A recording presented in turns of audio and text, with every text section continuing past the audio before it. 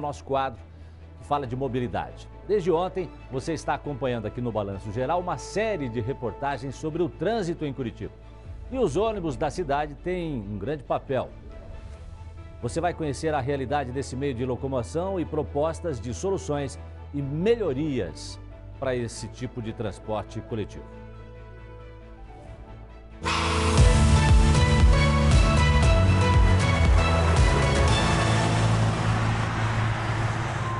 A capital, que teve o transporte coletivo como modelo ou inspiração para mais de 170 países, hoje tem no deslocamento diário das pessoas alguns desafios difíceis de superar. Um deles, e talvez o mais importante, é o transporte público.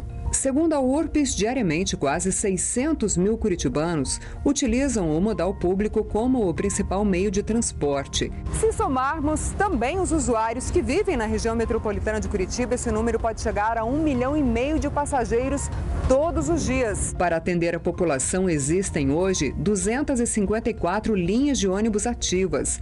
A frota de 1.543 ônibus percorre 217.360 quilômetros em mais de 11 mil viagens em dias úteis pelos 21 terminais da capital. São números que impressionam, mas com eficiência contestada por quem trabalha na capital.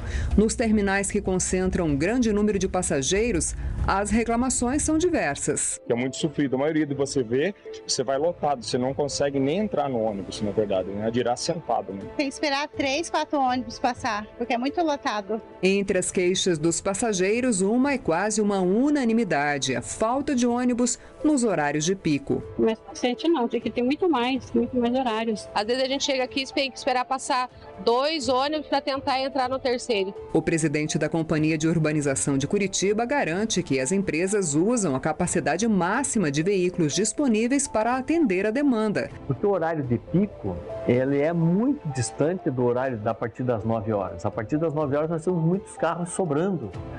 Vão para as garagens e ficam parados. Ou seja, se aumenta muito a quantidade de passageiros no início da manhã e no final da tarde. Cada vez que nós percebemos um aumento em alguma linha, a equipe dimensiona a frota para que ela se adeque da melhor maneira ao horário de pico. Claro que tudo isso tem uma limitação, existem quantidade de ônibus limitada. Algumas mudanças no sistema do transporte coletivo, como a substituição dos cobradores pela bilhetagem eletrônica nos ônibus que embarcam e desembarcam fora das canaletas e estações tubo, divide a opinião dos usuários. Há quem questione o destino de quase 6 mil profissionais que ocupavam os caixas dos coletivos. Menos vagas de emprego para os trabalhadores, né?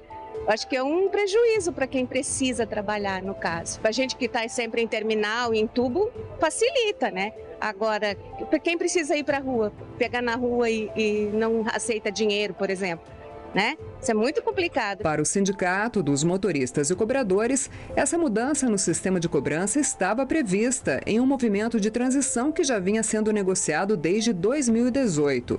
Grande parte dos profissionais que trabalhava nos coletivos foi requalificada ou realocada. Conforme a pessoa foi se qualificando, mudando de função dentro da empresa, ou até mesmo pedindo demissão para ir trabalhar num outro ramo de atividade, o cargo acabou se extinguindo.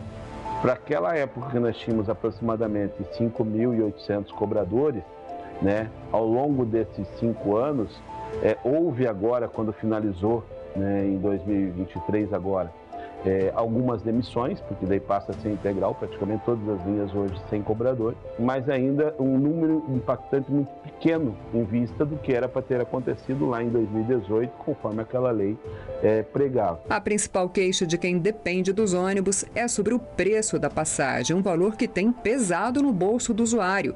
Desde 1º de março deste ano, a tarifa subiu 50 centavos, passando de R$ 5,50 para R$ 6,00. A passagem, pelo salário que a gente ganha aí de R$ 1.300, eu acho que é um absurdo, né? O preço devia de melhorar, né? De não subir tanto, não aumentar tanto. É doído para pagar R$ 6,00 por ir para andar nessa lotação, é complicado. Nós recebemos a integração de todas as cidades conurbadas. Temos 3,5 milhões de passageiros das cidades conurbadas que vêm para o nosso sistema. Nosso sistema é totalmente integrado, de ponta a ponta com as cidades vizinhas. Ou seja, você pode pegar um ônibus lá em Fazenda Rio Grande e ir até Colombo pagando R$ 6. Se a integração do transporte coletivo com a região metropolitana é um dos fatores que ajudam a determinar o preço da tarifa, a mudança nesse modelo não é descartada como uma possível solução para baixar o valor da passagem. Nós já temos toda a integração física, porém nós precisamos agora fazer com que o sistema tenha novamente uma governança, uma integração financeira e ter aí um planejamento onde as linhas metropolitanas façam um encaixe com as linhas urbanas. Então, evitando os custos adicionais do sistema. Isso tudo é um projeto que nós vamos apresentar para o governo do estado para que a gente possa implantar isso nos próximos meses. Outro fator que contribui para onerar os custos operacionais do transporte coletivo, segundo a URBS, é a questão da gratuidade. Nós temos um sistema hoje que tem 17% de gratuidades.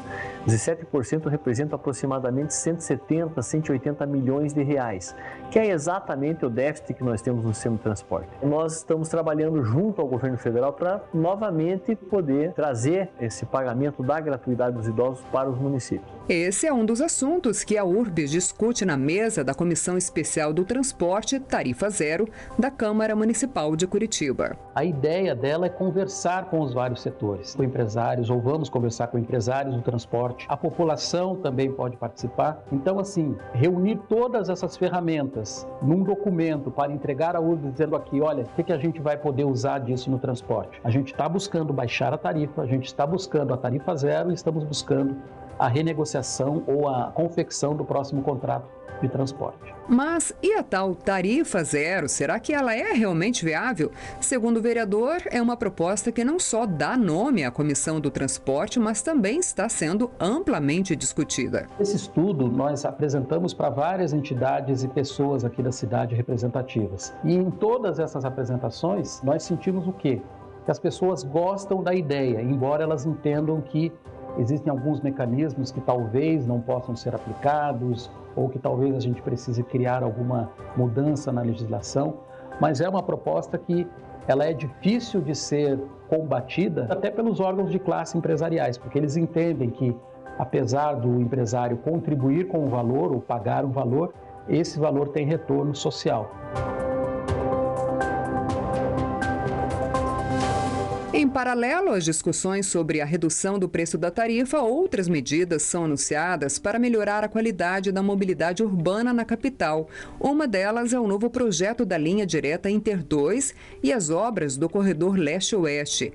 A promessa é aumentar a capacidade de transporte e diminuir o tempo nas viagens. O objetivo desses projetos é retomar o número de passageiros que o sistema de transporte já teve um dia e atrair os usuários do veículo individual. Um dos projetos é a requalificação do eixo Interbairros 2, na linha Inter 2, que é a linha que para a cada 3 quilômetros, e a linha Interbairros 2, que para a cada 200 metros. Então, como esse itinerário ao longo de 38 quilômetros eles são coincidentes, o benefício que eu trouxer para a linha Inter 2 vai refletir na linha Interbairros 2. Eu vou ter faixas exclusivas, ruas que hoje são sentido duplo, eu vou ter ruas de sentido único. Com isso, eu vou ter uma velocidade operacional maior, diminuindo em até 20 minutos o percurso de quem usa a linha Inter 2. A nossa estimativa é que dos 150 mil passageiros, as duas linhas juntas passem a transportar 180 mil passageiros. Soluções que devem entrar em operação num prazo de até 3 anos. Como essas obras são financiadas, a gente tem um cronograma aprovado pelo banco. Então, a intenção é, até o final do ano de 26, ter todo esse conjunto de obras implantadas na cidade. Apesar de ser uma solução de médio prazo, na opinião dos especialistas, o investimento em melhorias no transporte coletivo ainda é uma alternativa mais consciente para desafogar o trânsito dos veículos motorizados individuais e ajudar a diminuir a poluição. Quem é a pessoa que mais consome? O cara que está no carro, confortável ali com a sua máquina de 1 tonelada, 1,5 toneladas, ou a pessoa que está no transporte coletivo, dividindo o espaço dentro de um biarticulado com mais de 200 pessoas. é a pessoa que está no transporte coletivo a que menos consome energia e o que menos emite gases. Se a preocupação é poluir menos, outra novidade no transporte público de Curitiba que promete diminuir drasticamente a emissão de poluentes é o ônibus elétrico. O modelo desse tipo de veículo já está sendo testado em alguns trechos da capital paranaense.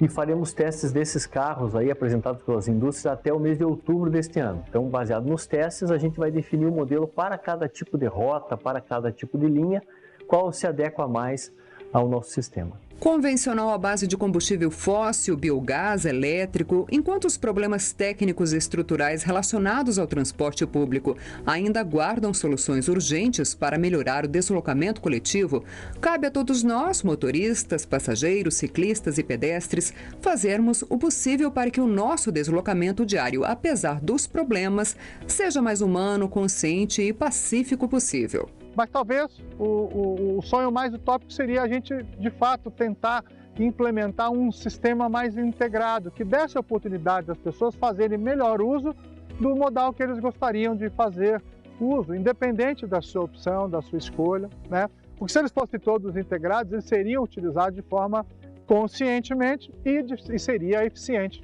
ao mesmo tempo.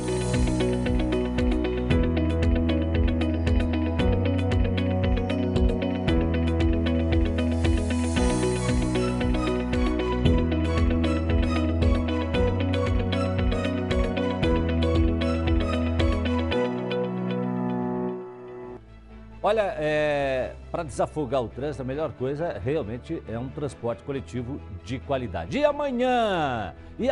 Qual será o tema da reportagem, seu Jasson? Eu garanto para você.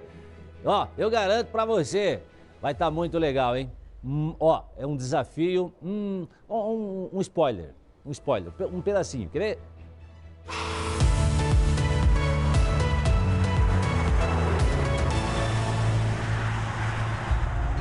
Amanhã na série sobre mobilidade urbana em Curitiba, que tal um desafio modal? Vamos fazer um mesmo trajeto com os 3 principais modais utilizados em Curitiba.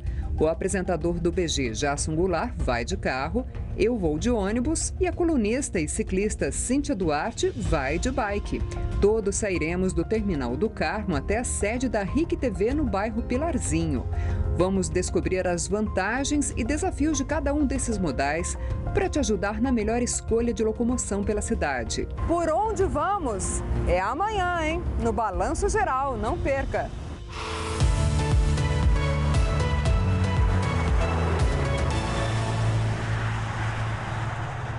Ei, eu de carro, a Cláudia veio, aliás, nossa amiga Cláudia Vicentim, veio de ônibus e a Cíntia Duarte de bicicleta. Quem será que chegou primeiro?